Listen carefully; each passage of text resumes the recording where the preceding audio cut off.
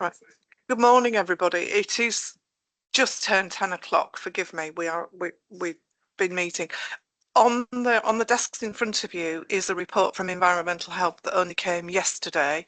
I'm going to give you 10 minutes or so to read it so that you understand it, because it's pertinent to the first application. So I'll let you read that. Sorry, can you not hear? Okay. Is that better? Right, sorry. Yeah, that like that dog's gonna run. Sorry. Um, if you didn't hear before, forgive me. New information came out, which has landed on the desks this morning. So I'm going to give members time to read that information because it's pertinent to the first item on the agenda. So please do bear with us. It's because of a late submission. So I'll give members the time they need.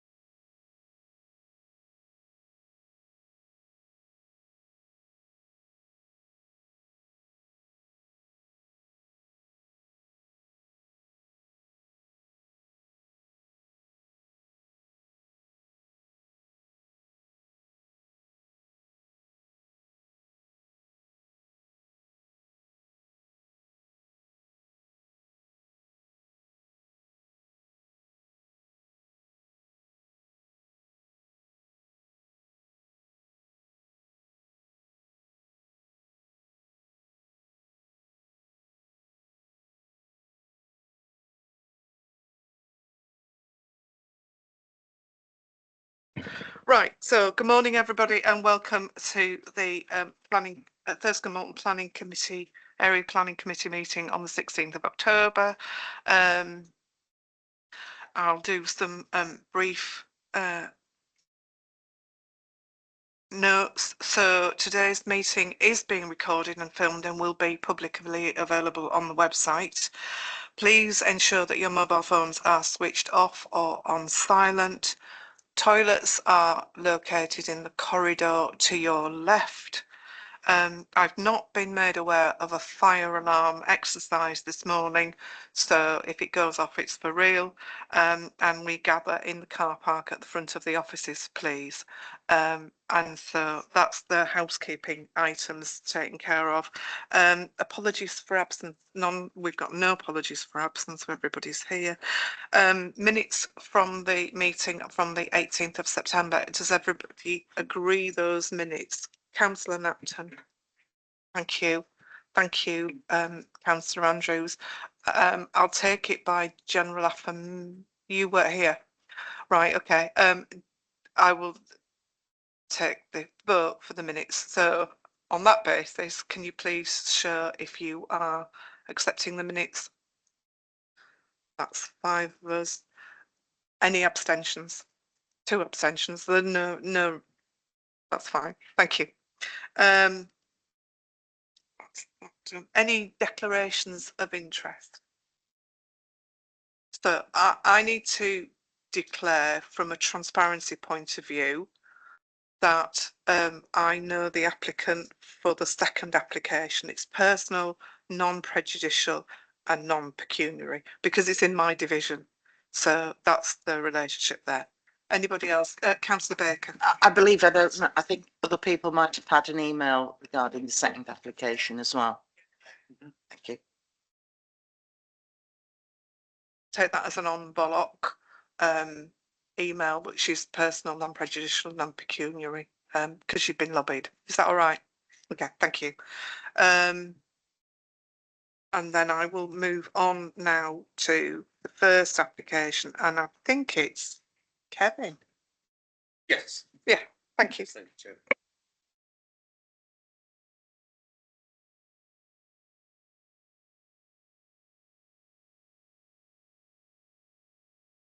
Good morning, Chair, Councillors, members of the public. The application before you is an outline planning application with all matters reserved except access for the construction of up to 200 residential dwellings at land off Rainbow Road, Malton.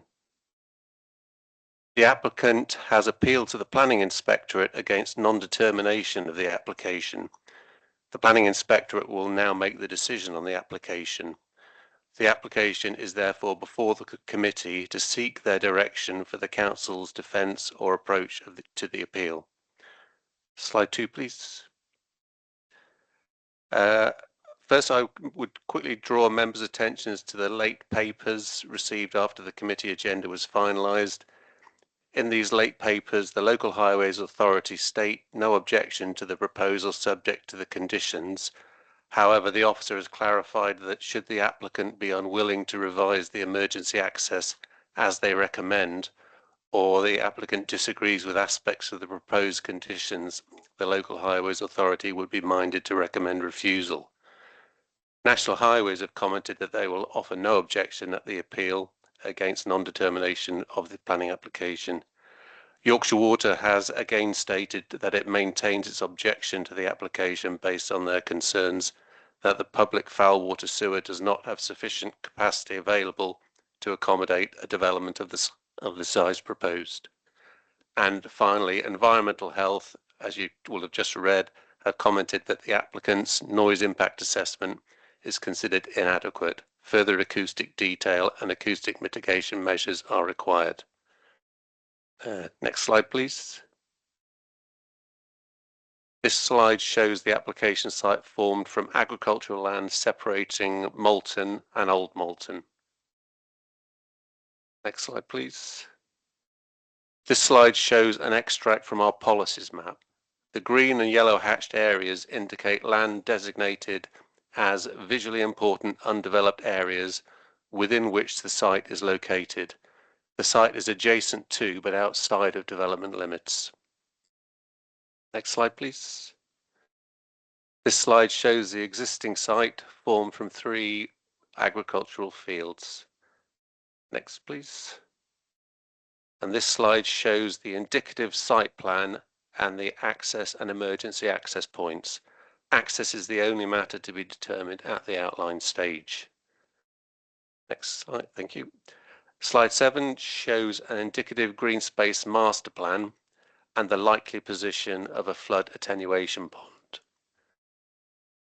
Next slide, please. This slide shows that the northernmost part of the site is within flood risk zone 2. However, the housing development is intended to be located on the southern part of the site, which is in flood risk zone 1 and at low risk of flooding. Next, please. This slide shows that areas of the northernmost part of the site are also subject to some surface water flooding. However, again, this part of the site is intended for meadowland. The next slides just will take members on a quick virtual panoramic tour of the site. These slides are taken from the northern Westgate Lane side of the site. Next, please. Next. Next. And next. And now on this side, Westgate Lane is to the right of the picture, to the left is the application site, and there is a drainage culvert running along the hedgerow there. This slide shows Westgate Lane leading towards Old Malton. The next few slides are taken from the footpath that runs along the western boundary of Old Malton. Next, please. Next. Next. Next. This photograph is taken at the Peasy Hills side of the site, where Rainbow Lane, where the access to Rainbow Lane would be created to meet up with the existing highways. Next, please. And that just gives another aspect of that part of the development. These next few sites are taken with facing north with the Peasy Hills development to my back as the pictures are taken. Next, please.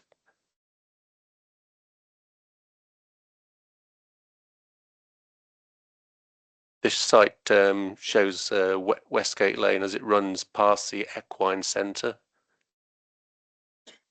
And again, this currently is where the applicant is proposing his emergency access point.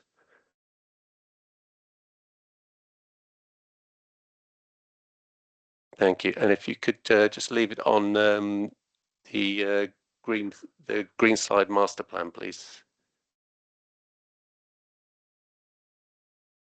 That's perfect. Thank you.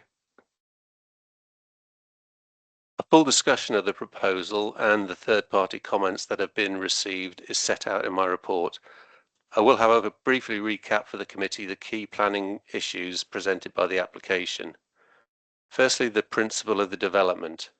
As the proposal is located outside development limits, in normal circumstances, the principle of development would not be accepted due to conflict with policy SP2, which sets the criteria for new housing in the local plan area. However, the Council cannot demonstrate a 5-year housing land supply, and therefore the presumption in favour of sustainable development is engaged. For decision taking, this means granting permission unless any adverse impacts of doing so would significantly and demonstrably outweigh the benefits of granting permission. The application site is located directly adjacent to the development limits of Malton and is very well located to provide occupants of future housing with easy and convenient access to schools, services and transport. The proposal would add 200 dwellings to the housing stock and makes an important contribution to the Council's housing supply, including 35% affordable housing.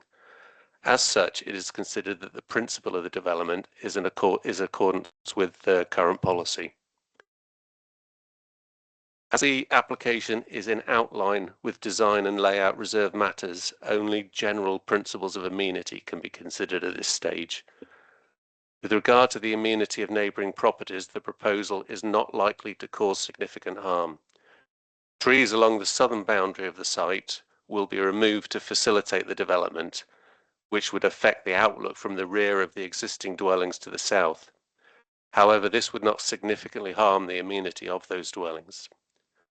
With regard to the amenity of the development for future occupants, the Council's Environmental Health Officer has commented that the applicant's noise impact assessment is inadequate to allow a fully informed assessment of the impact of noise from the A64 and neighbouring businesses on the future occupants of the development. A more comprehensive noise impact assessment is required before it can be determined with confidence that the proposal can provide a good quality living environment for all 200 dwellings. The proposal is spread across flood risk zones 1 and 2 and is exposed to an overall low risk of surface water flooding. Areas at higher surface water flood risk are present along the northern boundary of the site in land allocated as meadowland in the Green Space Master Plan. With regard to surface water runoff destinations, the local lead flood authority note that a pumped connection to a surface water culvert is proposed, which connects to the Riggs Road drain, and also notes that the Environment Agency has raised concerns about the capacity of the Riggs Road drain to accommodate this. The local lead flood authority have found conflicting data in the application documents relating to surface water runoff and have requested clarification. To date, this has not yet been provided. Yorkshire Water has objected to the development. They are concerned that the proposed foul water discharge could cause the receiving infrastructure to become overloaded.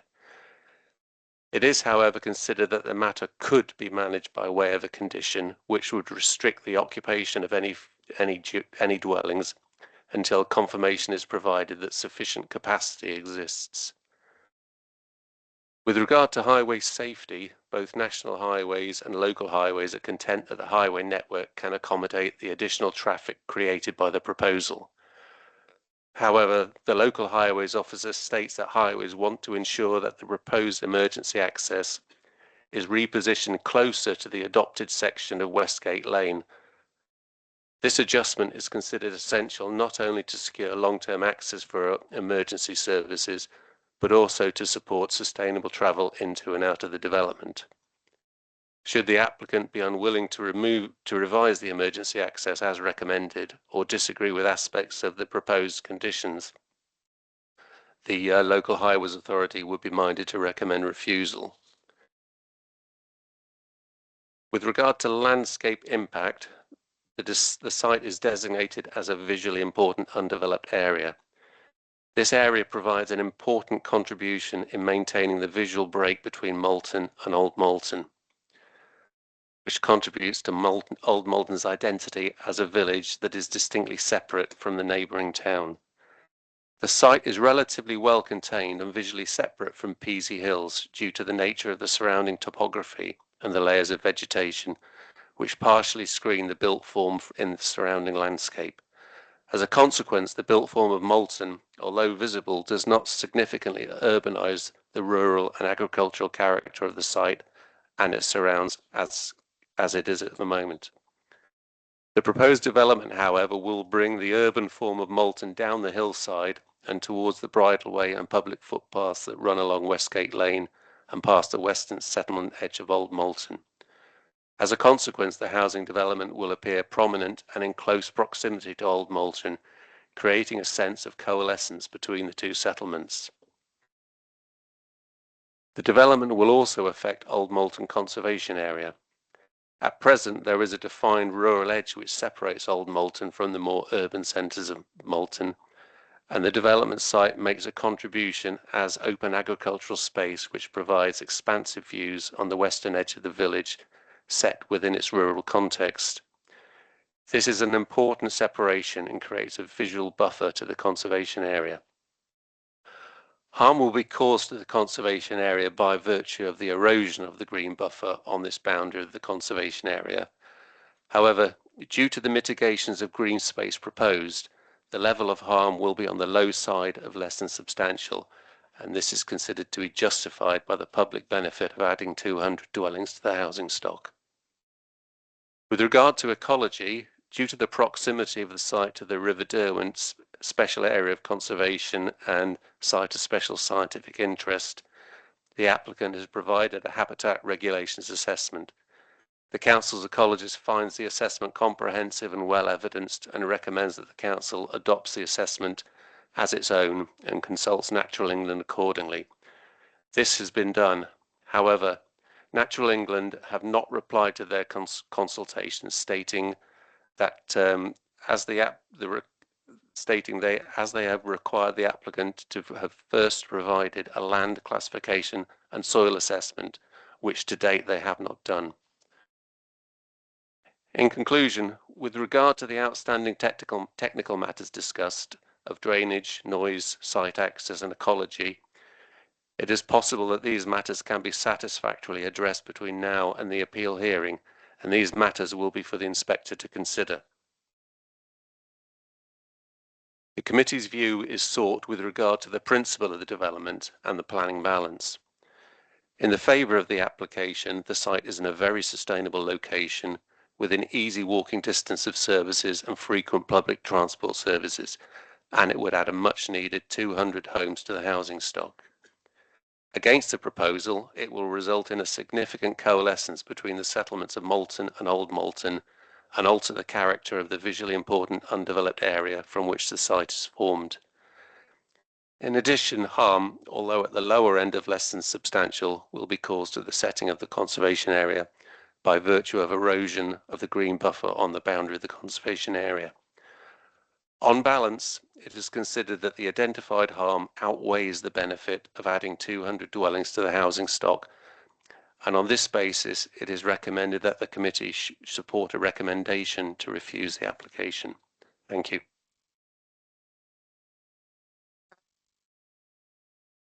There are no speakers registered on this item, so I'm going to open it up to questions. We'll go through the process just like we would with a normal application and come to a conclusion. So I'll open it up for questions from members. Councillor Andrews.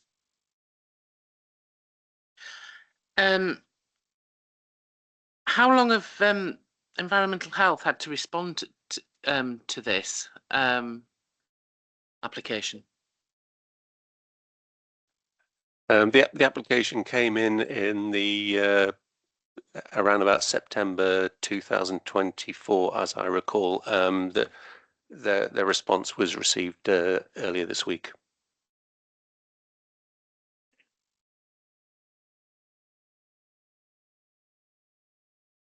Just for clarity and to be transparent about things. So there's a lot going on. So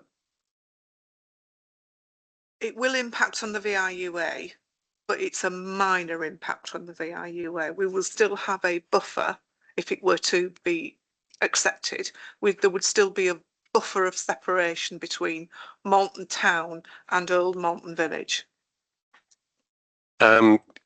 Correct, Chair.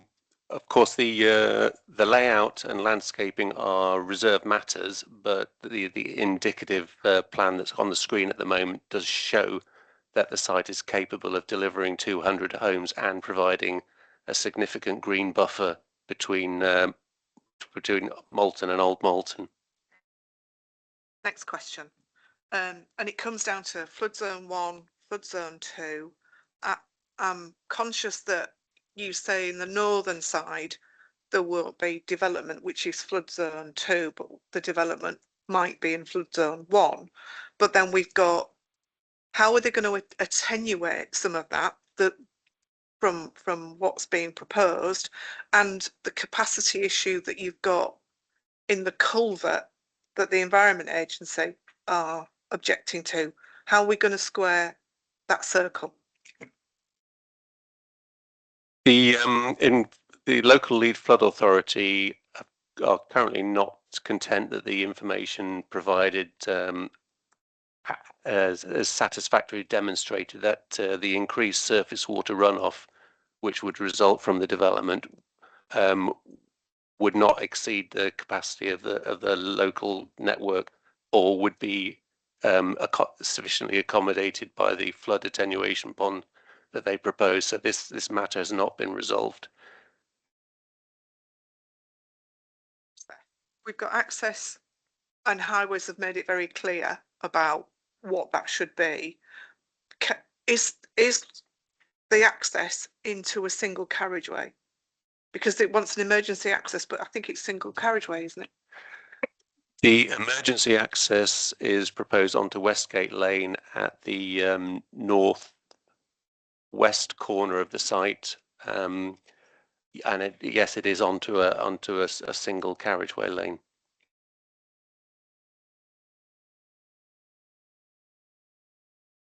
And I'm going to pick up what Councillor Andrews says about noise, because we've obviously now got a noise report that we've waited more than 12 months for.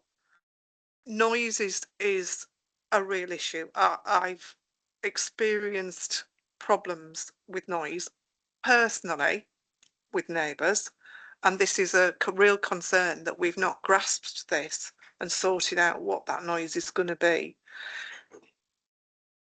How can we bring the applicant to the table to discuss it?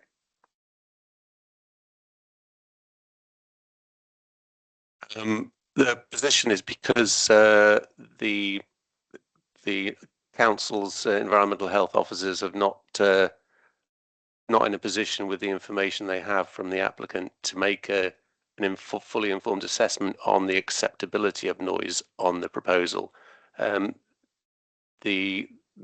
No firm conclusions can be drawn. It is hoped that the additional information will be provided by the applicant prior to the appeal hearing, but ultimately it will be for the inspector to decide whether the information that he has in front of him at the time of making the decision is adequate for him to be confident that the development can provide a good amenity environment for all the dwellings. Councillor Andrews. 10.55, an agricultural land classification has not been provided. Is that incumbent on the applicant, and are they showing any signs of producing it before the inspector looks at it? Yes, it is incumbent on the applicant to provide the soil analysis. It's necessary in order to assess whether it meets the requirements of our local policy SB 17.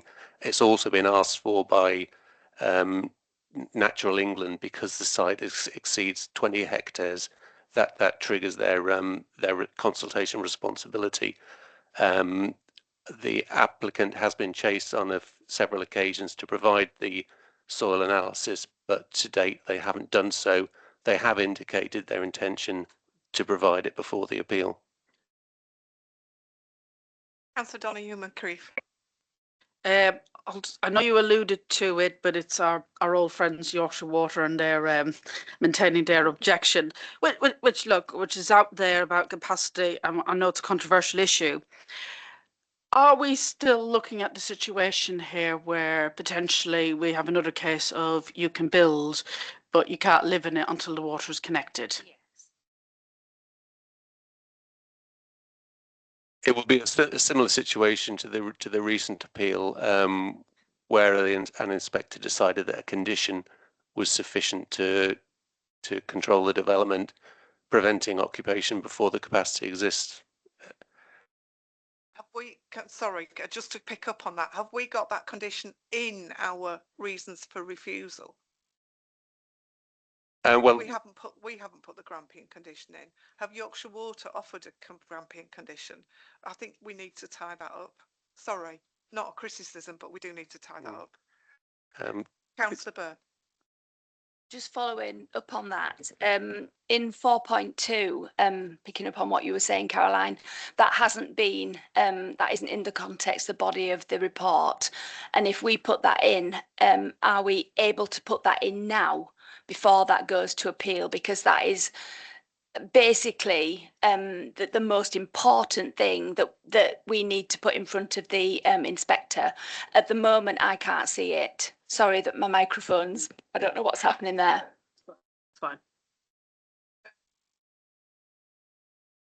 Peter wants. Yeah, so clearly this is a hot topic one way or the other, and it's one that we've rehearsed with a couple of appeals over the last few months.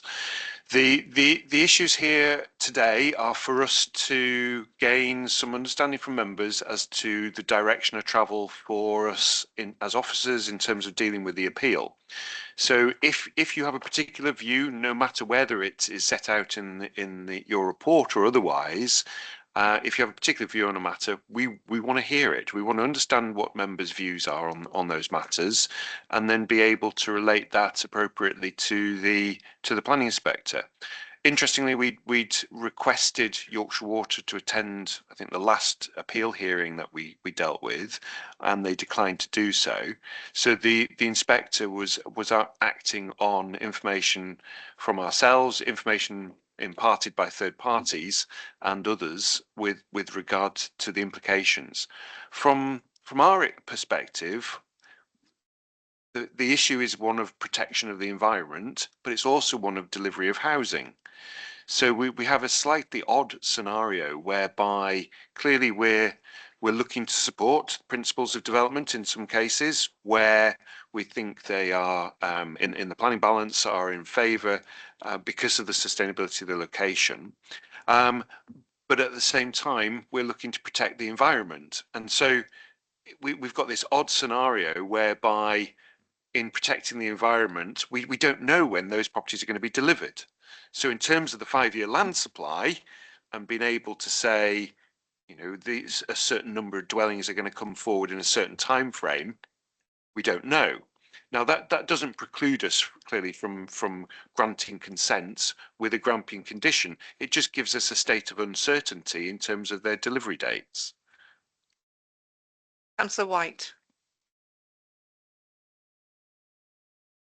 Apologies, I'm new to this, so maybe I should know the answer to this, but I just don't. Why is this an appeal? Have we failed to determine it in a timely way? And are we now at risk of paying substantial cost to the applicants?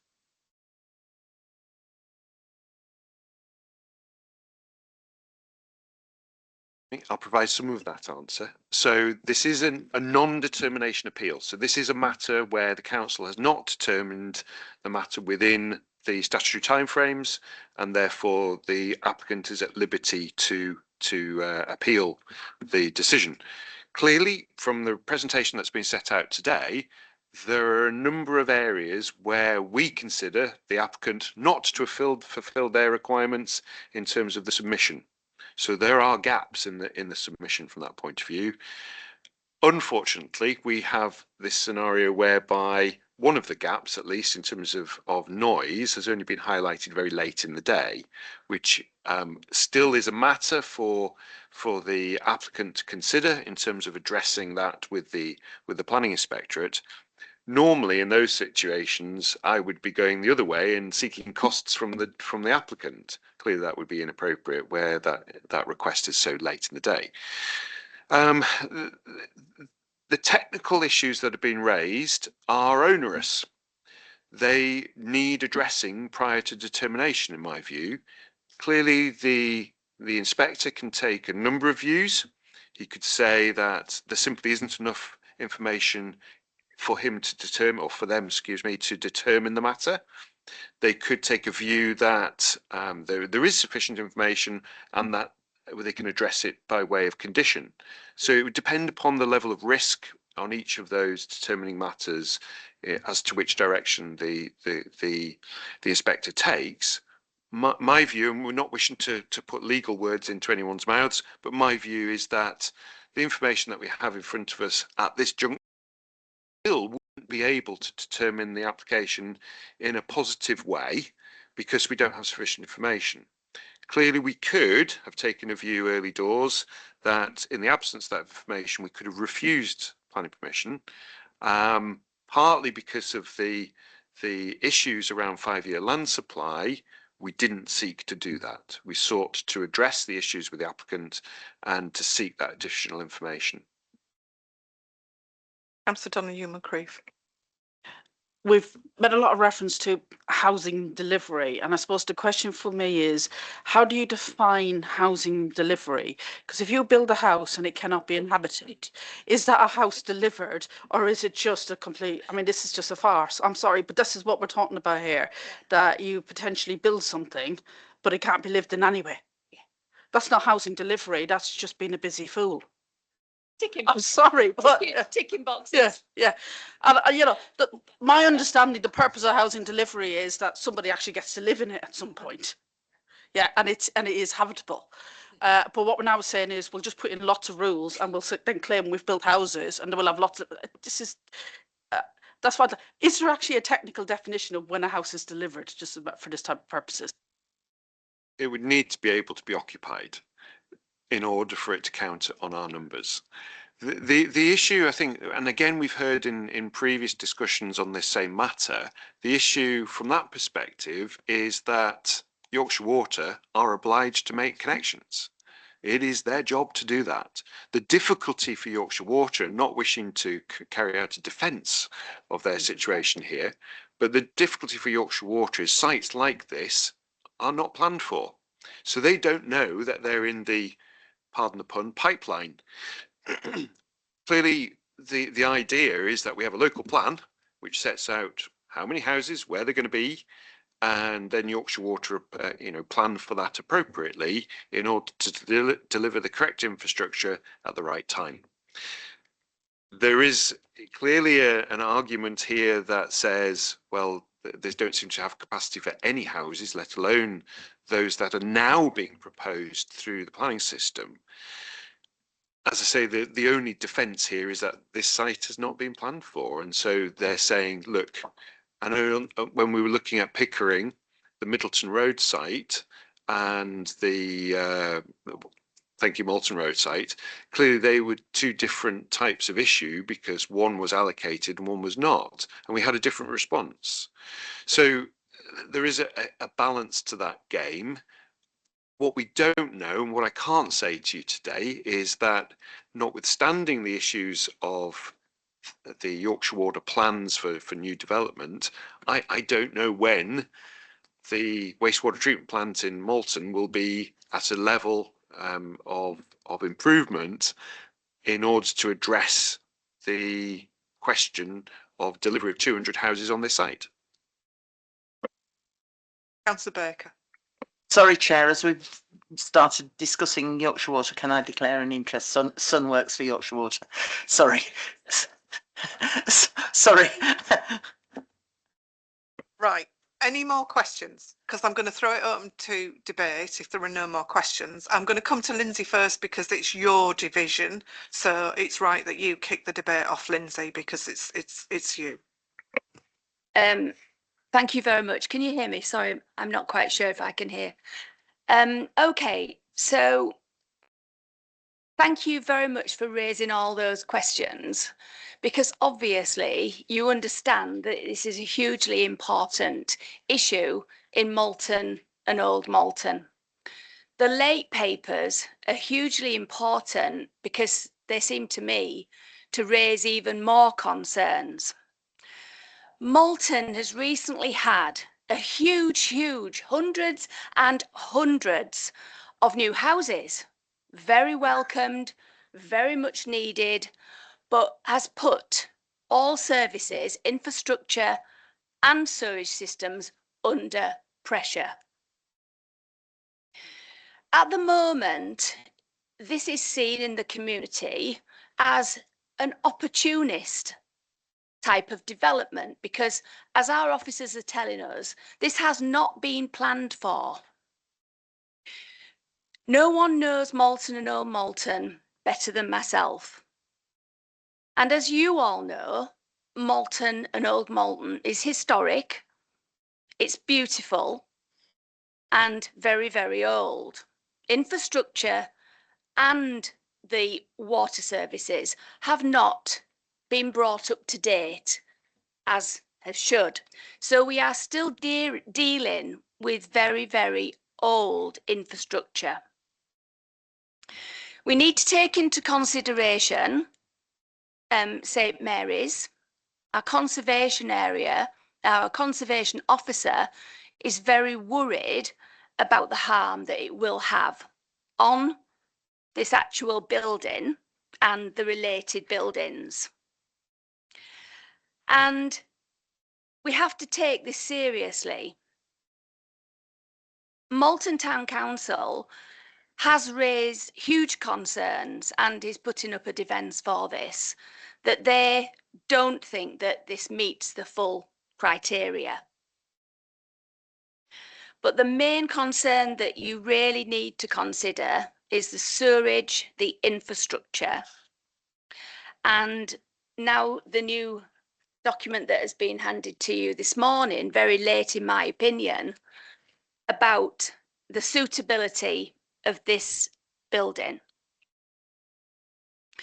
Just because we do not meet our land supply, that does not mean to say we must jump and build these houses. We are all under immense pressure. However, this is not the way to do serious building.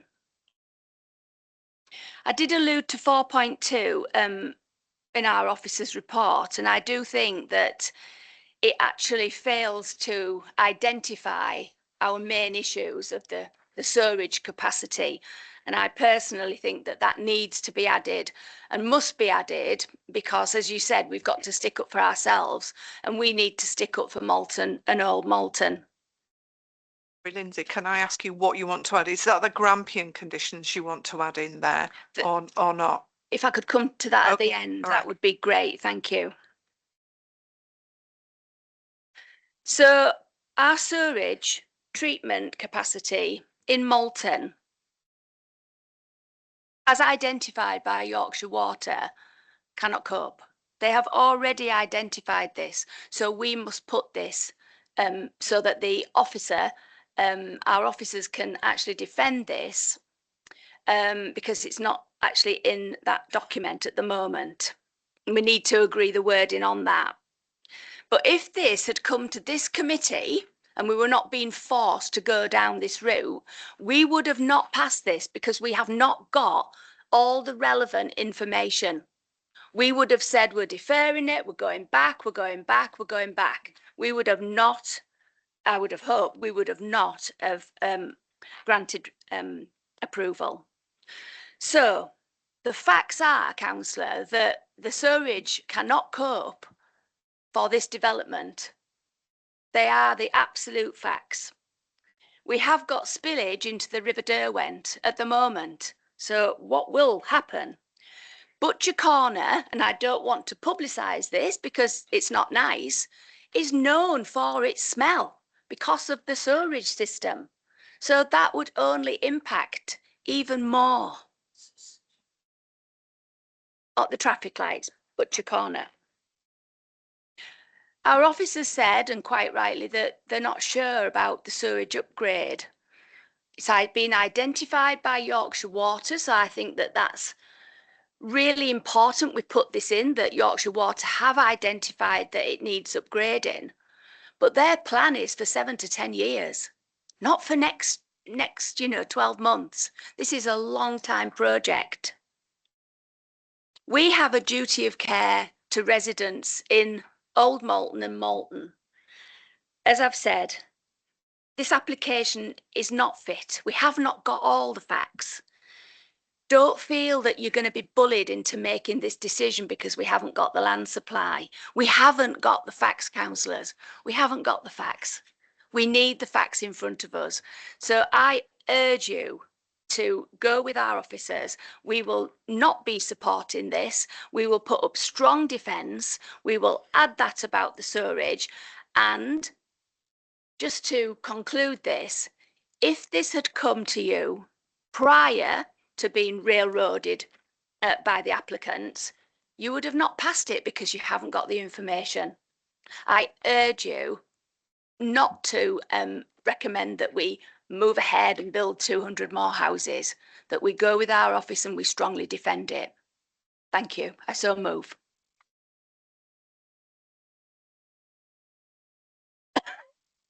Councillor From the Napton. hat. Councillor Napton. I'll second that in its entirety. Councillor Donahue McCreef.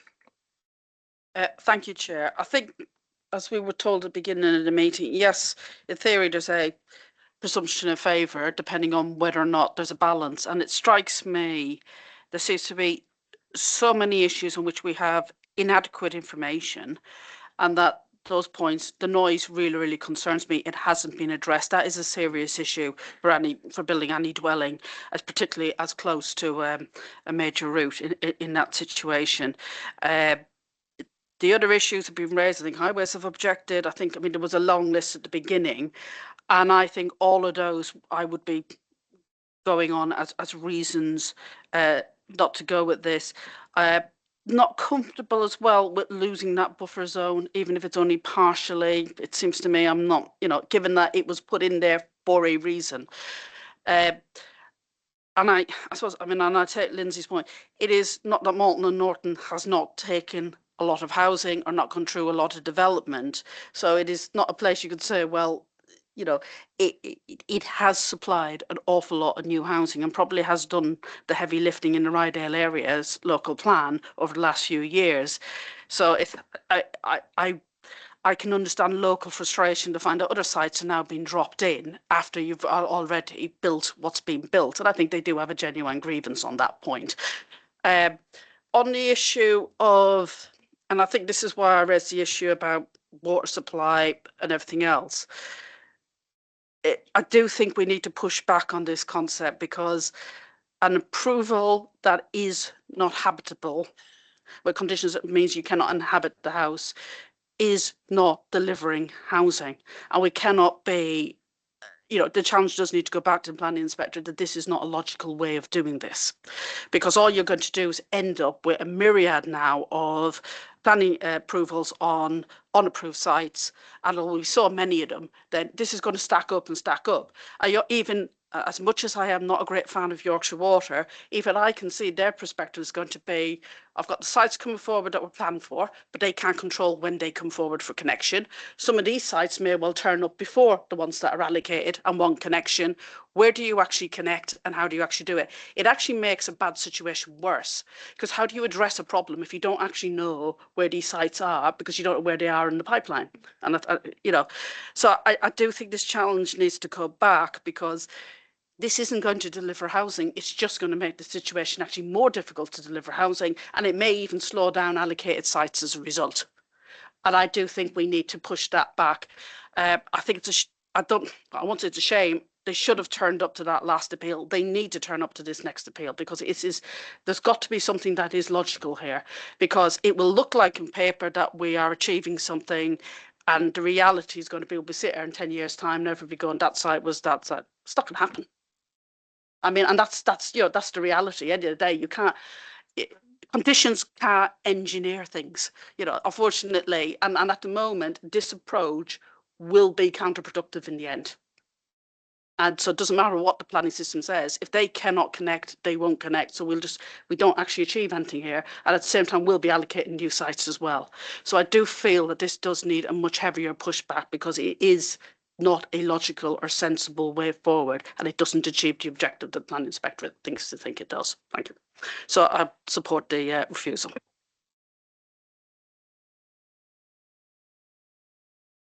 I'm about to go political. I'm really sorry. I don't often go political in planning meetings, because that's not really our role. No, I think we have to. I think it has to go out there. We've been given a target from government for 4,150 houses a year, with no thought to how the infrastructure is going to cope with that kind of impact on the capacity issues that we already have. We are in a situation where we don't have a 5-year land supply. That's really uncomfortable. And a lot of that is down to the fact that, sorry to say this, members, but when we were Rydale District Council, we faffed around with the local plan and didn't get the review done. So we don't have a plan that we can rely on anymore. So you're as much to blame for it as anybody. So don't wave your hand at me. I'm really cross about this because we're now in a situation where we're getting planning by appeal, which was the very thing I said would happen if we didn't get on with the local plan at the time. And too much time was spent on minutiae and not getting on with it. And every meeting that I attended, I said, if we don't get this done, we're not going to get the plan reviewed. We'll get planning by appeal. And that's exactly where we are. We're now in a situation where it's impacting our housing delivery because we can't target the utilities to do the job that they're doing. You're absolutely right. If this site goes ahead, the planned site may not go ahead because it's going to swallow up what little bit of capacity, and there isn't any, let's be honest. And we're in a situation where we've got possibly 7 years to wait. That's not going to deliver our housing target. We're going to fall short at government with the housing. We'll be penalised for it. It's just a mess. So I'm really cross about it. So politics aside, I can't support this application. It's badly thought out. We have no details on what the flood zone impacts are going to be because it's not been done. We can't get it into the culvert because the Environment Agency don't like it. We've got serious issues. We've got increased biological loading at the wastewater treatment facility. Yorkshire Water need to sort that. We've got an emergency access onto a single carriageway. Not particularly happy about that. We've got significant noise impacts that haven't been addressed. We haven't even looked at biodiversity net gain. That's not even mentioned. It's just it's wrong in every way. However, it makes a significant contribution to the impacts on our housing targets, and we need to consider it. That's not a reason to pass it, and I won't be supporting approval. We need to get a Grampian condition in there. I accept it's not a solution, but it does give us something to say, Yorkshire Water, you need to do something, because at the moment we haven't got any other mechanism to try and bring them to the table to make them deliver. So that's where I am. Anybody else got any other comments to make? Because I've said quite a lot. No, you can't. You can't. You were as much to blame as anybody. Councillor Burr.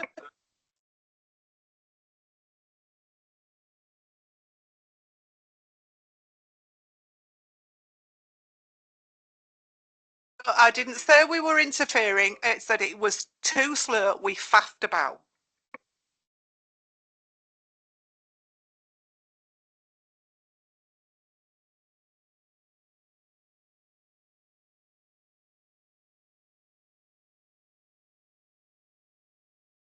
Thank you. So I'm feeling the room at the moment, and I'm thinking that we are going to agree with the officers. And thank you very much again, once again, for seconding me. I think now we need to get down to the actual facts of what we want our officers to actually put in. And I think you've heard that we would like that list strengthening to make sure that it identifies every single thing. And you might have to listen back to the transcript, but every single thing that we have concerns with, that list will be quite a lot longer. And I think that that will give us much more strength when we take that to the inspector. Yeah, I mean, I think the thing that's coming through for me in particular is with regard to, because the issue of a Grampian condition and the ability then to deliver housing in the future is something I think we need to be really clear about with the inspector in terms of an expectation of what a grant of planning permission would actually mean from that point of view, and therefore the weight that you would give to the delivery of housing against our 5-year land supply. So I think that's probably something that, whilst we've raised it in brief when we've been in a hearing previously, I think it's something that we need to be a bit clearer about and have a more constructive argument to put forward in those terms. Councillor Andrews. Thank you. I have real issues. We've had two planning by appeals, if you like, because we are in a unique position in that we've gone through the LGR. We are working on the new local plan for North Yorkshire, which is going to take a considerable amount of time, probably longer than any of us ever envisaged. So these are going to possibly be coming thick and fast. And I don't know whether it's worth talking to. I don't know how we do this, but this is not a good application in that we are. If I was an inspector, I'd say go away. I'm not looking at this. Come back with how can you expect a planning? You've come to appeal and you haven't done any work. You haven't given us the information, and I don't know whether the inspector has the remit to do that. But we can't, because there is going to be opportunist developers coming thick and fast on this, and they're not going to do their homework until it goes to the inspector. So us sitting here and looking at something that we can't determine and we've got to refuse because we haven't got all the information is a waste of everybody's time.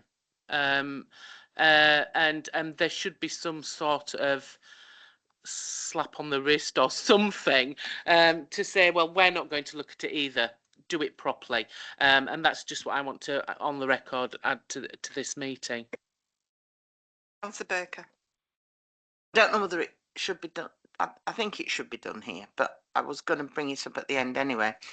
I think this is the third or fourth time that we've had this Grampian malarkey, which I'm getting used to now, brought up on planning applications.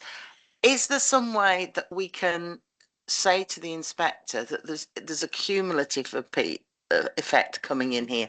I don't know how many houses or dwellings we've done in the past 6 months where we've said they can't be lived in, and following on from yours, Councillor Donny Moncrief, how many have we got in the pipeline at this moment in time where we've given permission or there is permission in the offing with, well, they can't be lived in until, I mean, I think we must be getting up to 3 figures. Four figures, you know, because of all them. And I think, should the inspector be made aware of, this is another one that if he does give permission for, that's not going to get built because of the problems with Yorkshire Water, and addressing that could, you know, and I agree, Yorkshire Water, it's throwing their plans into disarray, but maybe we should get round the table with them and say, look, this is what the problem is, and we need to get it resolved as soon as possible. Right, sorry, I didn't know if that was in here or at the end. Sorry. Councillor Napton. Yeah, thank you, Chairman. I just suspect what Councillor Baker is saying is one of the reasons why Yorkshire Water don't attend the appeals, because they do not publicly want to address this issue. So when we talk about getting them round the table, I think they will avoid at all costs being got round the table. Peter. So as I understand, conversations are happening between North Yorkshire Council and Yorkshire Water. So they are coming to the table. The difficulty, of course, here today is around this application and the issues that specifically respond to this application. In response to Councillor Baker, yes is the very simple answer, that we can look at those cumulative questions, and certainly in terms of housing land supply, that is something I would want to have, and I can't give it to you today, but I would want to have those numbers handy in terms of addressing that question so that we can be realistic about, you know, the numbers of units that could be delivered in a time frame that, you know, in an expected time frame, and those that we simply don't have a time frame for. So I would certainly want those numbers mapped out so that we have an understanding for the inspector of exactly what those things mean, given the number of units that have now been approved or would then now have been approved with the Grampian condition in place. Peter, can I come back on that? Would that include any applications that are not yet determined? Bearing in mind, I'm sorry, Lindsay, I'm thinking about the big scheme over in 600 odd houses, because how will we, you know, if we can't accommodate this application, how are we going to accommodate that application? Because when you add it all up, that would come to nearly 1,000 houses in Malton and Pickering, and we could build them, but we can't connect them to the drainage system. So those that are in the pipeline are not commitments. So if we're looking, supposing we're looking at an appeal where we're looking to address whether or not we had a 5-year land supply, we wouldn't look at those units as being commitments, because we've no idea if they're going to get permission. We don't know if they're going to be delivered in the next 2-5 years, whatever. So, however, the scenario here is a little bit different, because we're looking at risk in terms of the deliverability of different sites. Now, clearly, we're on one question as well. We're only looking at the ability to connect to the sewage network and to treat wastewater. For me, I would do something that did both of those things, so that it looked at the what ifs. So you can sort of start to look at different scenarios. Clearly, there's a risk in that, because we still don't know whether or not those units are going to get planning approval. But you've effectively got 2 lists of sites, which then you've got different risks for, depending on the circumstances. But it's something I would look, you know, for the team in the future. As you know, I won't be here, but for the team to look at in terms of how those scenarios work, and therefore what the implications would be in those different scenarios. Is everybody happy with that? Has anybody got anything else? Because if not, I think we have given this a really good debate, and I think it's been moved and seconded for refusal. Are we all happy to go to the vote? Because I'm going to go to the vote. Right. So those for refusal, please indicate. Those against? Any abstentions?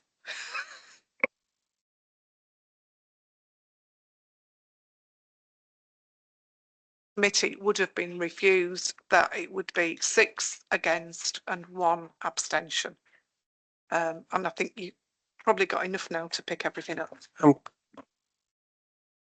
members just clarify that which aspects, which reasons for refusal you would like us to represent to the Planning Inspectorate?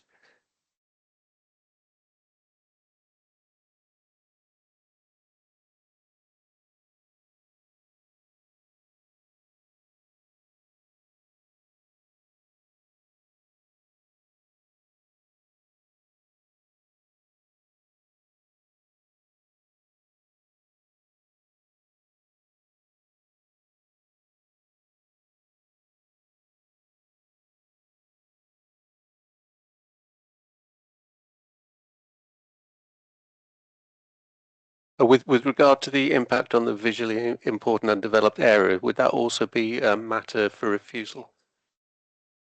I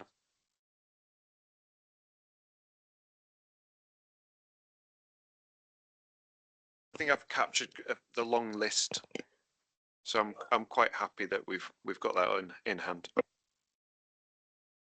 Thank you very much. We will move on to item number 4, which is item number 5, which is for Willow Farm, Upper Helmsley. Ellie, this is you. Do you want me to read it out, or are you happy to do that? Thank you. Oh, actually, just 1 minute, because we're missing a member.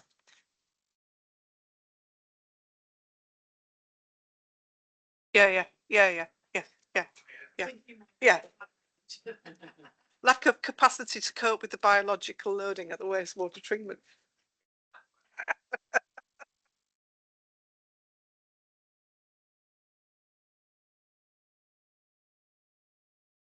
Right. Sorry, Ellie. It's okay, thank you, Chair. Members, this application relates to the Willow Farm site in Upper Helmsley, located between Gate Helmsley and Sand Hutton. The application seeks retrospective planning permission for the siting of 6 static caravans used to accommodate employees of the racehorse training yard. The application has been brought to committee for determination owing to the issues raised. The application site is located within the wider open countryside and is also located within the York Greenbelt. The application site contains an existing farm with associated buildings and is used for the training of racehorses. It is understood that the site benefits from a farmhouse which is occupied by the applicant, a converted building which provides 2 dwellings, a 3-bedroom unit occupied by a family with both adults employed in the business, and a further unit which is occupied by 3 employees. Members will have noted at paragraph 10.19 of the committee report the justification that has been provided by the applicant's agent. It is understood that there are around 140 horses on the site at any one time, with the applicant employing around 40 people. Permanent buildings provide on-site accommodation for at least 8 employees in the business, with the 6 static caravans providing additional accommodation. Whilst the information provided may demonstrate that there is sufficient work for the number of employees, this does not in itself demonstrate that there is an essential functional need for the employees to live on site. Given the number of employees that reside on site in permanent accommodation, officers are of the view that the functional requirements in terms of the need for staff on site can be catered for through the existing accommodation on site in combination with off-site accommodation. As stated within the report, the site is located within the wider open countryside outside of any settlement. It is considered that the siting of 6 static caravans does not represent a form of development that is supported by the Rydale Plan. The development does not represent a very special circumstance and does not satisfy the tests under the Greenbelt policy within the MPPF. Given the development is considered inappropriate in relation to the principle of development, the MPPF therefore considers that the development is harmful to the Greenbelt. As noted, the caravans are located in close proximity to active site workings and the manure storage. It is the view of officers that this close proximity to the manure storage, together with the lack of any allocated amenity space, would not allow for a satisfactory level of residential amenity for the occupiers of the caravans. So the first photo is an aerial view of the site, which should allow members to understand the relationship of the site to the neighbouring villages of Sand Hutton, Stamford Bridge, Gate Helmsley and Stockton on the Forest. The next slide is a block plan of the site with the 6 caravans in red. The plan is annotated for members' benefit, indicating the location of the main farmhouse and residential accommodation to the south, the position of the manure store and the use of the buildings adjacent to the caravans. The next slide is the main entrance of the site from Upper Helmsley Road. At this point you can't see any of the buildings on the site or the caravans. The next photo is on the entrance road to the south, looking north towards the main built form of the site. And the next photo is a further photo from the entrance road. The next photo is the northern side of the extent of parking, looking north towards the caravans. And the next photo is further north within the site. The next photo shows the 2 southernmost caravans with the manure store on the right side of the photo, and the next photo is panning to the left. The next photo is taken from the northwest corner of the caravans, with the existing buildings and stabling to the right of the photo. And the next photo is of the northeast of the caravans looking back, and you can see the existing buildings in the background. The next photo is taken on the eastern fence line looking back towards the caravans, and this one has the straw shed in the background, and the next one shows the stable building in the background. This next photo is within the car park area looking south towards the existing residential buildings. So the parking is sort of behind, with the stable and the straw shed to the right of the photo. This next photo is taken from the second entrance point, which is further north on Upper Helmsley Road, the point at which the caravans are visible from public vantage points. And the next photo is a further photo on that second access track looking towards the caravans on the site. Following the publication of the agenda, 2 letters of support have been sent in directly from the applicant's agent, which members should have seen in the late pages. The contents of these letters do not change officers' view of the application. If members are of the view that the essential functional need has been demonstrated, but that the current accommodation is not appropriate or in an acceptable location on the site, then officers are of the view members should refuse the application in its current form, with the applicant advised to submit a new application. There are no further updates to the report. The recommendation is one of refusal as listed on page 41 of the agenda. Thank you.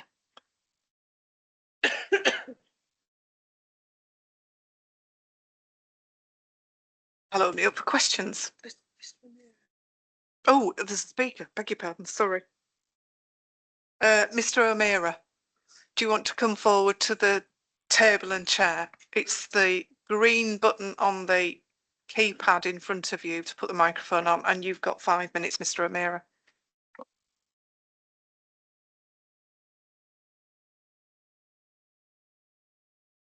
I bought Willow Farm in October 2015. It cost me £2 million to buy. Since then, I've invested over £2.5 million improving it. When I took over the farm, it was derelict. The whole place was infested with rats and it was very run down. Even the main house had rats in it. The land was compacted and had water standing in it. I invested heavily in draining the land. We planted approximately 50 trees and half a mile of hedging and installed 100 solar panels, which provide 75% of our electricity. Environmentally, the farm is in a much better shape now than it was 10 years ago. We have 140 horses on site, some of these horses with a value in the millions. The mobile homes where they're situated, next to the back entrance of the farm, provide excellent security. These horses require a lot of work. They need to be exercised daily, 20 horses out each lot, requiring 20 riders. While the horses are out of their stables, there are another 16 members of staff in the yard mucking out. Training racehorses is a very labour-intensive business. I employ 11 members of staff from India and Pakistan, all of them riders. So that means that the foreign workers make up over half my riders. We first employed foreign workers in the summer of 2016 and have had mobile homes on site since then due to the difficulty housing foreign workers in the area. By the spring of 22, when Brexit was implemented and started to take effect, almost all of them left to take up vacancies in the dairy industry that arose by European workers returning to their home country. We were left with one Pakistani guy working for us. At that time, I removed 5 of the 6 mobile homes from Willow Farm. That summer of 22 and the winter of 23, we tried to manage and recruit riders and ground staff locally and through the British Racing School and the Northern Racing College. We were so short of staff that summer and the following winter that riders were trying to do the groundwork in between exercising their horses. Quite a few of our staff struggled with the workload and we lost some more staff that winter. By the summer of 23, I had applied for a new sponsorship license and started to recruit staff from India. A lot of the racing yards in the country were bringing in Indian riders and they were proving a lifeline to our industry. These guys from India have very little English. They don't drive and always ask when applying if accommodation is provided with the job. Racing yards that don't offer accommodation find it very difficult to recruit staff from home or abroad. The staff that live on site also look after the feed shifts at 5:30 p.m. and 9 o'clock at night. It takes a lot of staff to feed 140 horses. They also go racing frequently, looking after the horses at the races. Some of these race meetings are quite a distance away from, for example, Goodwood, Newmarket and Ascot. We often arrive back late at night after a race meeting, sometimes the early hours of the following morning. If they were to live off-site, they would find it very difficult to get home at these late hours. If I did not provide accommodation, I'm certain these guys would look for jobs elsewhere that does provide it. Suggesting they live off-site in rented accommodation is not practical, as none of them drive and would struggle to get to and from work, especially late at night after arriving back from racing. We had a single woman in her early 30s apply for a job with us last year. She found a house in Upper Helmsley to rent. When she applied for it, she was one of 12 applicants. She didn't get the house. I very much doubt 3 single guys would be top of a landlord's list. Since we've been training horses from Willow Farm, we do business with a lot of the local people. I buy 3,500 bales of straw annually from Duncan Stead and Martin Cockrell, local farmers. Duncan also does the servicing on my machinery and I let 70 acres of the farm to Cockrell's to grow crops. I employ a local farrier, a local equine dentist and a local vet. We buy our feed from a company in Stokesley and our haylage from North Allerton. We have also provided weekend jobs for many of the young people in the area. Some of them have gone on to graduate with the British Racing School and take up an apprenticeship with us. I do not want the mobile homes on the farm forever. I just need them there while we're running a business. Without the foreign staff, we would have to scale back our business to approximately 70 horses. The fixed costs of running the business are such that our break-even point is 90. To make the business viable, we need to have in excess of 100 horses in training at all time. These foreign guys have been a lifeline and to us in many racing yards in the country. To remove the mobile homes would put my business in a very serious condition. I really don't know how I would manage if I was refused planning for them. I assure you that the need for accommodation at this site is absolutely essential to my business. I have explored every practical option that I can to staff my business and house the staff. I am open to suggestions and want to work with the planning authorities. May I suggest temporary planning permission, 5 years for example, to put something more suitable in place. Thank you for your time. Thank you very much. Questions from members? Councillor Donoghue Moncrief. Yeah, I know in 2.2, it said that the proposal is not considered what's described in inverted commas, a very special circumstance. Could you clarify for me why you think it isn't and what you think a very special circumstance would be? Yeah, thank you. The very special circumstances are outlined in the NPPF under the Greenbelt policy. I believe they're listed in the report. If you just bear with me for one moment.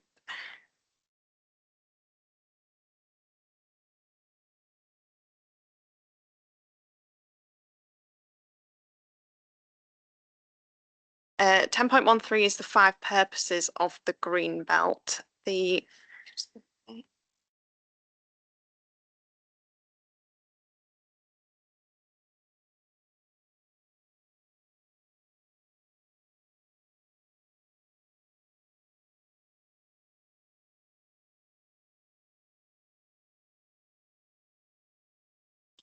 It's paragraph 154 of the NPPF, which is at 10.10. Yeah.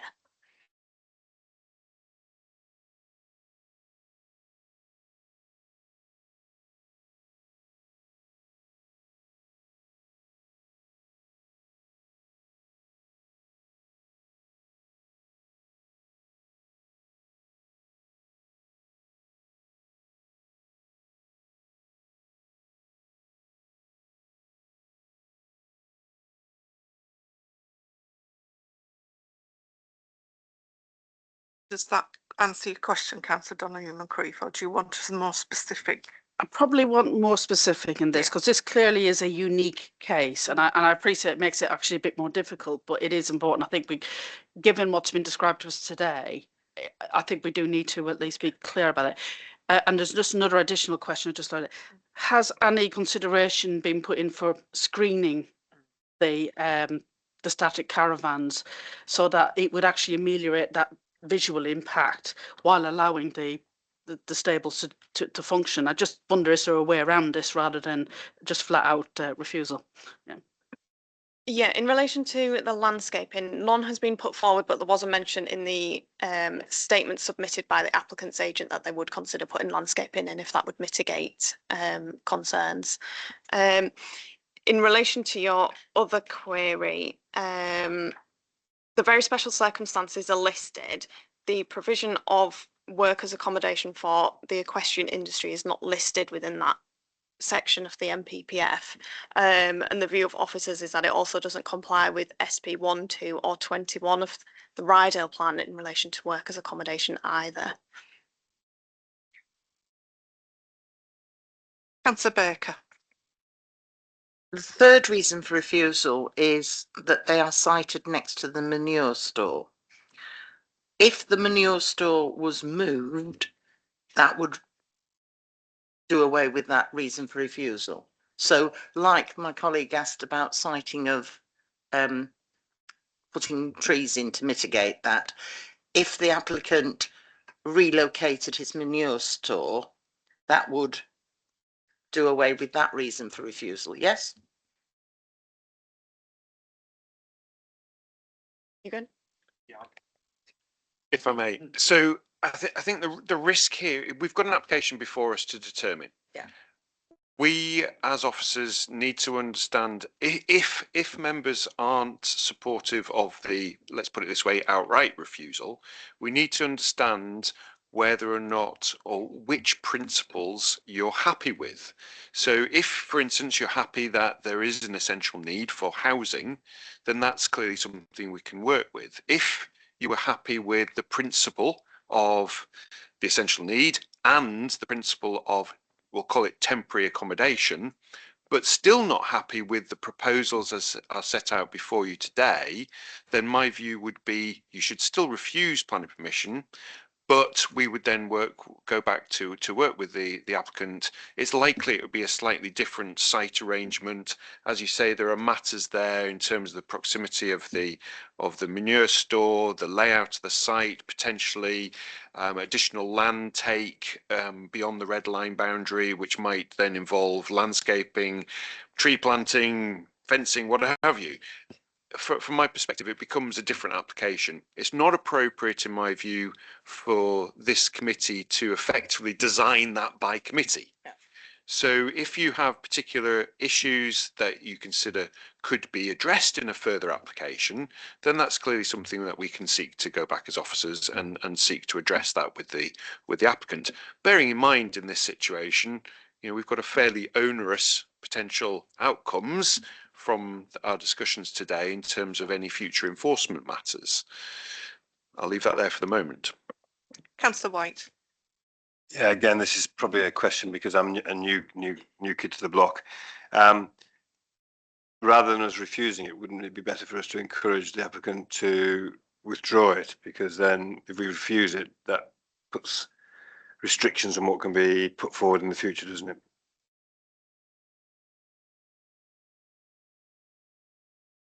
Clearly, a refusal is a material consideration. So the short answer to your question is yes. The slightly longer answer is that it doesn't prevent an applicant from coming back. The only thing it prevents the applicant from coming back with would be exactly the same scheme. So we would be at liberty to decline to determine an application under those circumstances, particularly if no other information had effectively changed. From my perspective, and clearly we're not in a position here today to engage with the applicant to find out whether or not they're willing to withdraw the application. We are in a position, as I say, following a refusal, or frankly, if members were inclined to defer it to go back under those circumstances, my view is that an application which we would then be able to support in terms of the secondary issues. So notwithstanding the question of the essential need, but the secondary issues around amenity, layout, planting, etc. For me, that's still a different application from that which you're looking to determine today.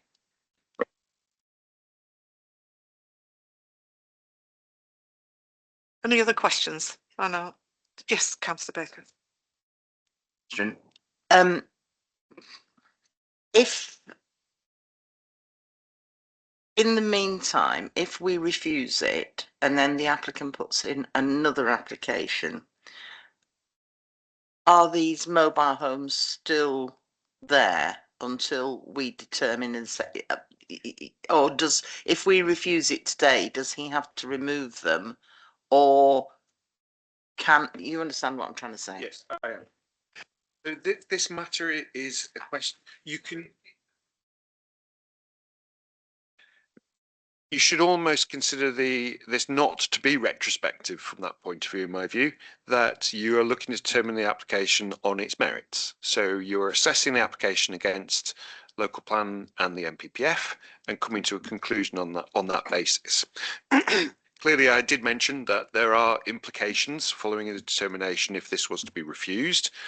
They are not for you to consider today. That is a matter for the enforcement team to consider in terms of the expediency of taking action, what the timescales on that action should be given the circumstances of people living in that accommodation, and the then actions of the applicant in terms of either pursuing alternative or seeking to address those reasons for refusal.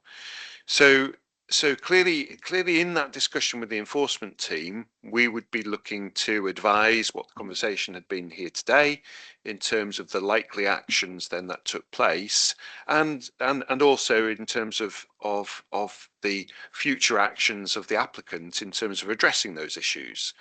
So I can't predict, what would happen from an enforcement point of view, but clearly that's part of a wider discussion after the fact. Yeah. Any more questions? Okay, I'll open it up for debate. Councillor Napton. Yeah, thank you, Chairman. So I'll first address the, the MPPF trigger, as it were, with the Greenbelt. Well, I think my views on Greenbelt are reasonably well known. 1947, very, very poor legislation. But, a crude stick which is used for planning. We should determine planning. Putting basically rings around towns and cities is an absolute abomination, in my opinion. So but that's my personal opinion. So I look at it on its merits rather than on some historical injustice. Essential and special circumstances. So I have family who have trained racehorses. They don't do it now, so I've no self-interest, but they trained it both in the north of England and in Japan, and accommodation is crucial. I mean, it's part and parcel of what you do. I cannot believe, I'm trying to think back of all their jobs that they had at the various stables, etc.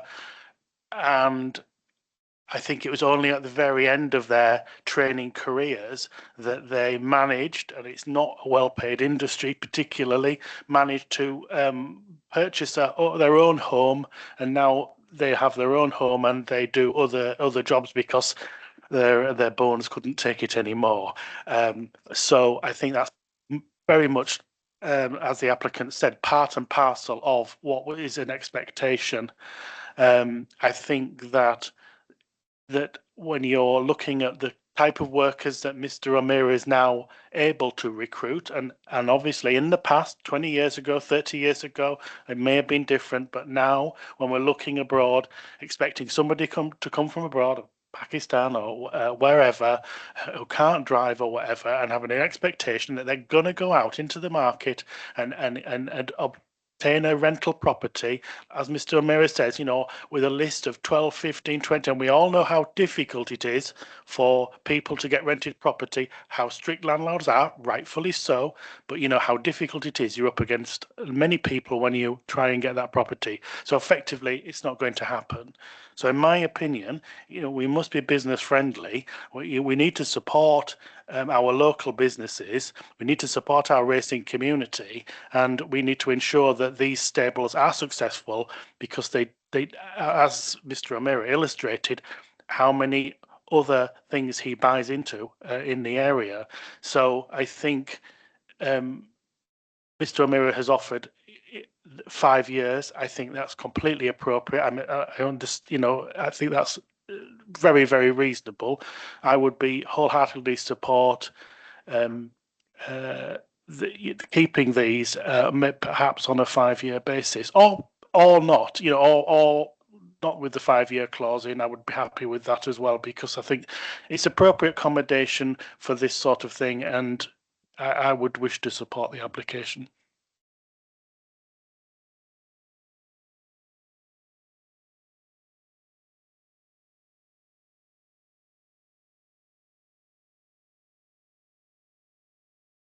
Thank you.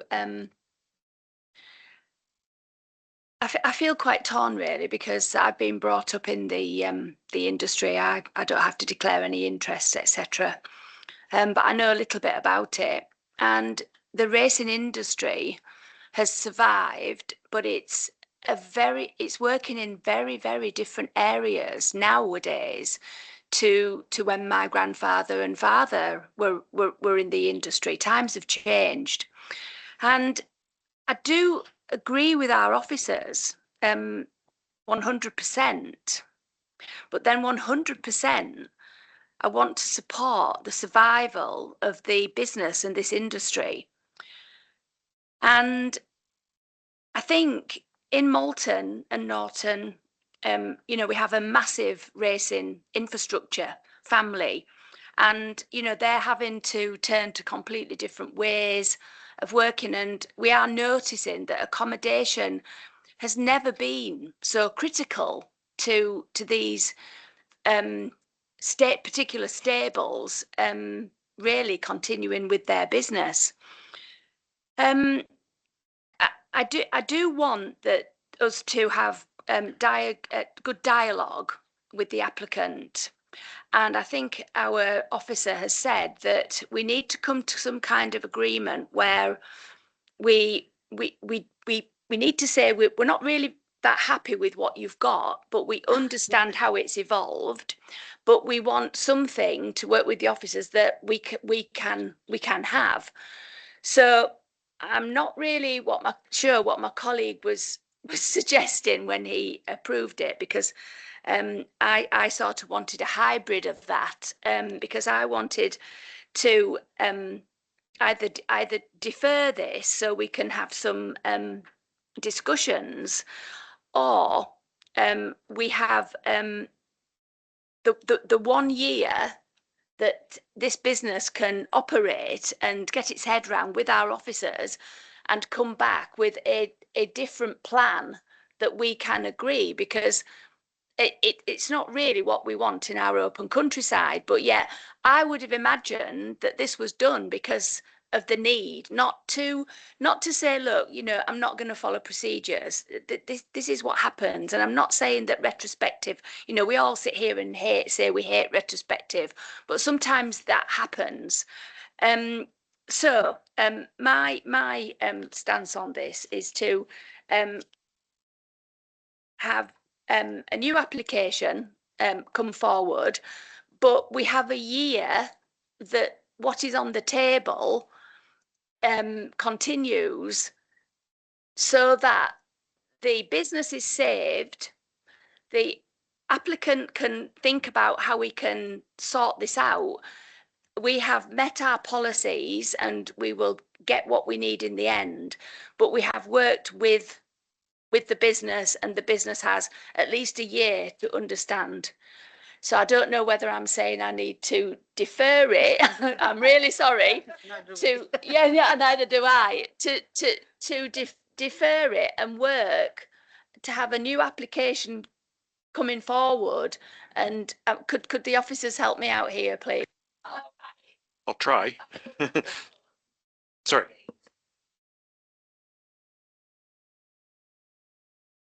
I think in the circumstance, it sounds though that the route that you would take would be to grant consent for 1 year.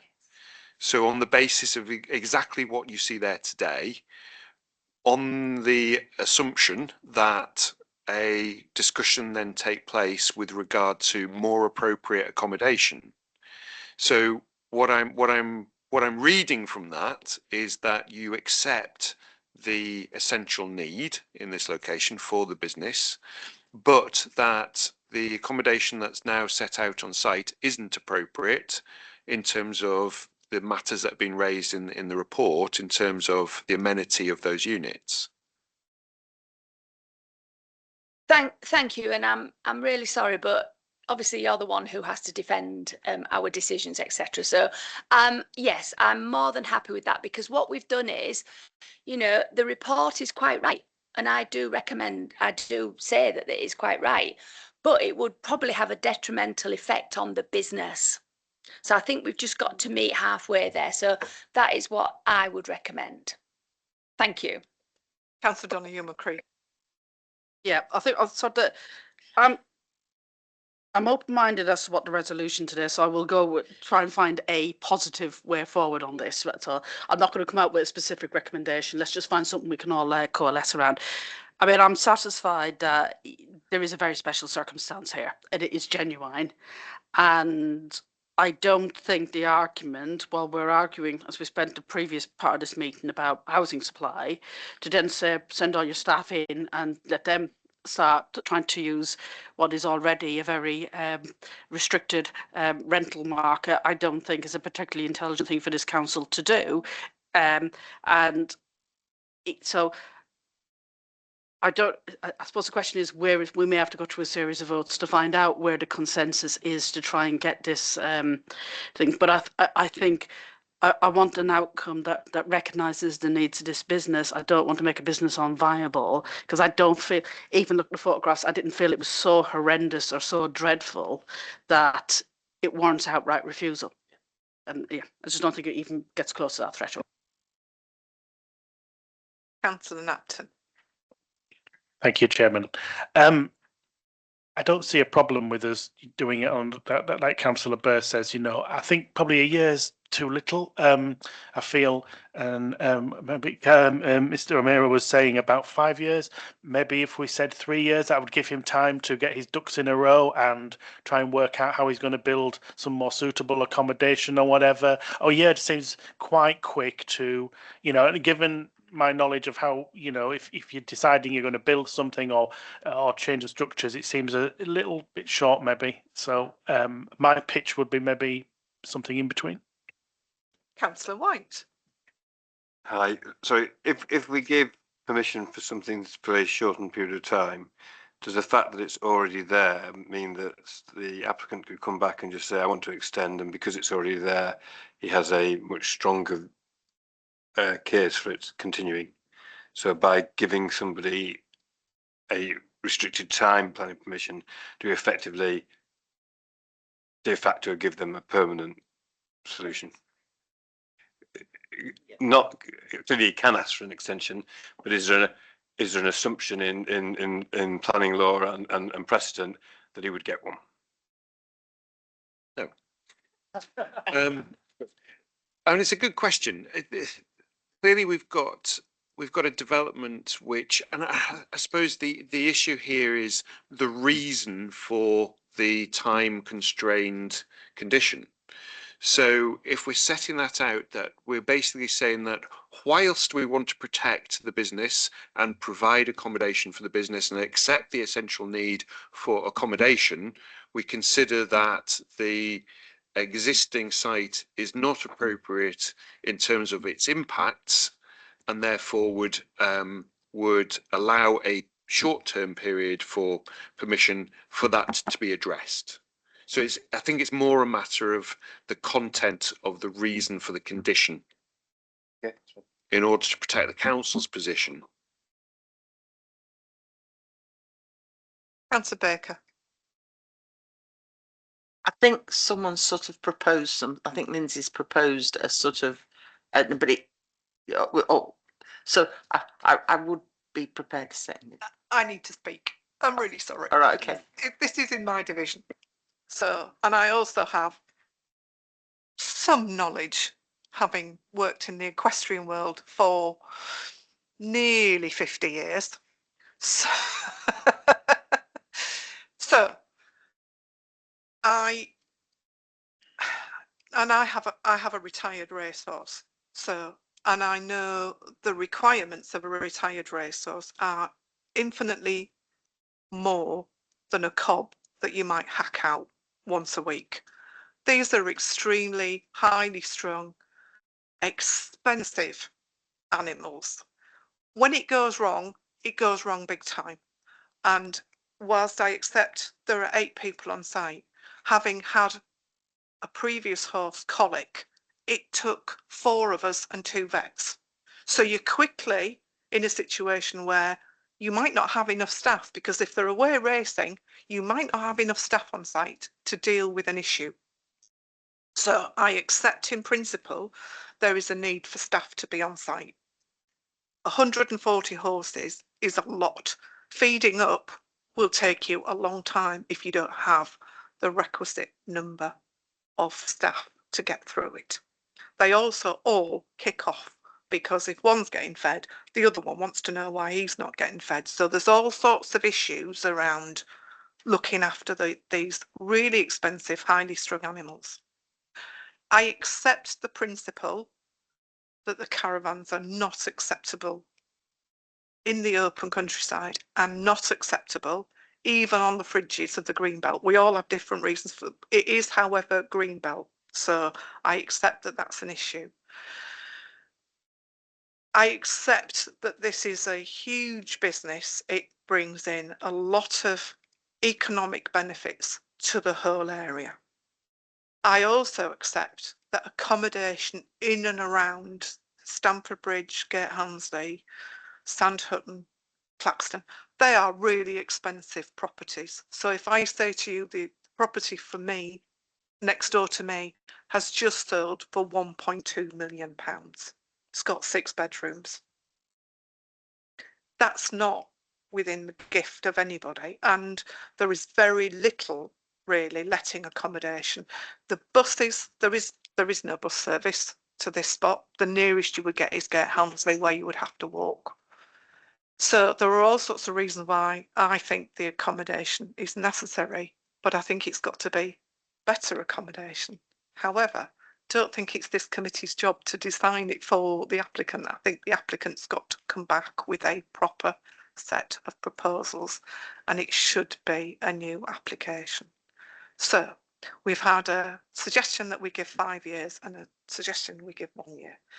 That's too long, and in my opinion, no disrespect, Lindsay, that's probably a bit too short. I think it needs to be a couple of years. Now, the question is, do we refuse this application to get a new application? Do we defer this application? I'm looking at the officers for the right advice here.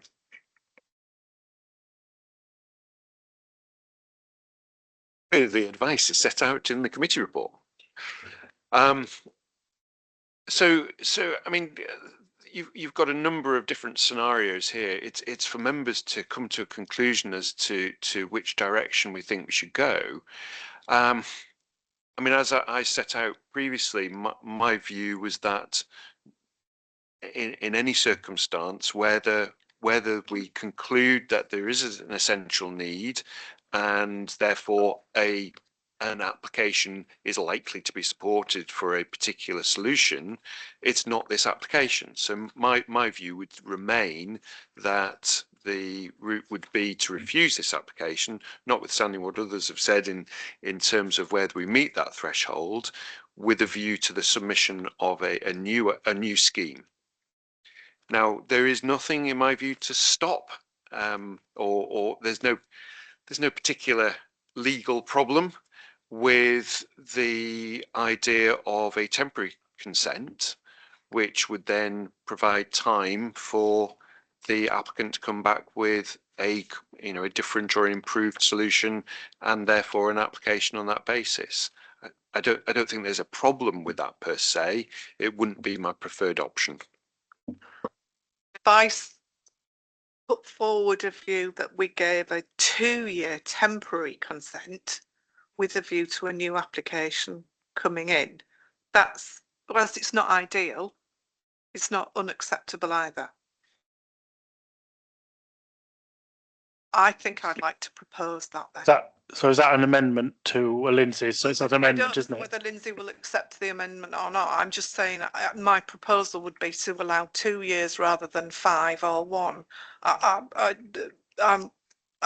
don't know if it's going to be seconded or not.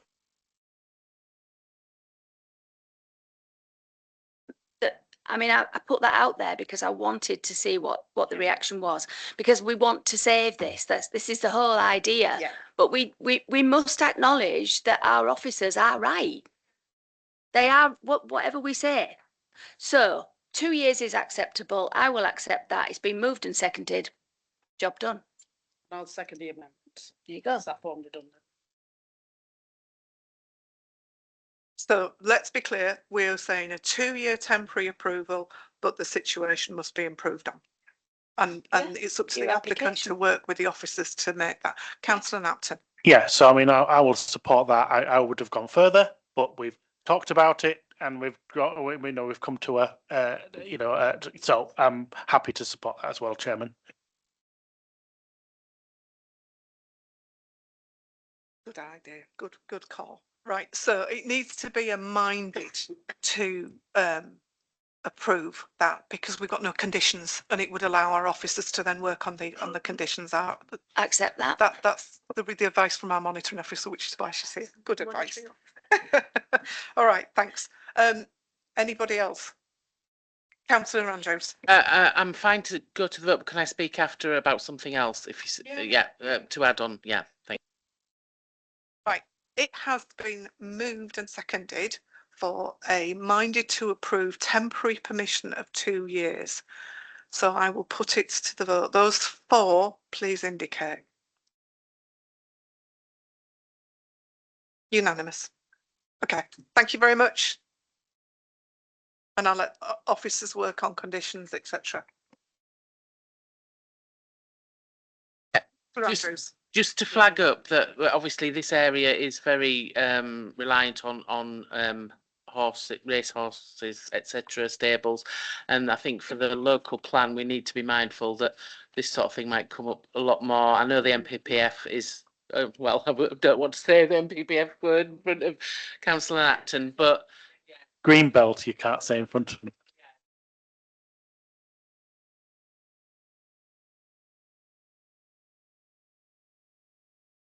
We've got that provision within the new local plan. Yeah.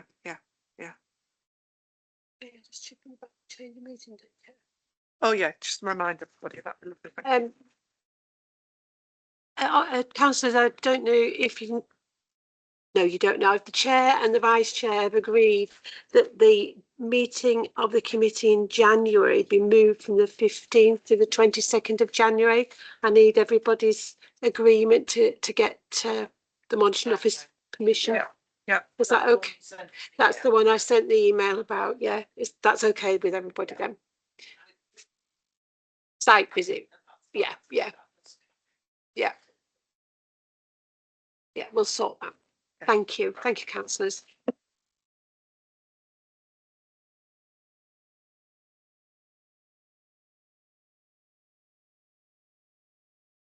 Yes, and to Ellie as well, because Ellie's leaving us, and so is Peter, and I'm very disappointed.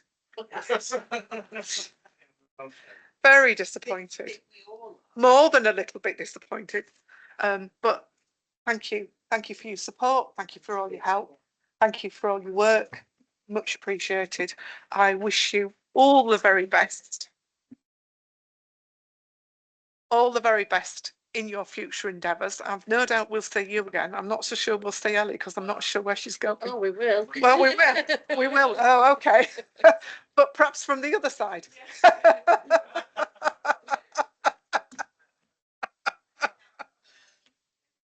So she's now, you know, oh, I was a poacher turned gamekeeper. She's a gamekeeper. She's about to become a poacher. But thank you for everybody's input this morning. I think we've probably got the right result, although I'm not entirely sure Mr. Amira agrees, but there we go. No.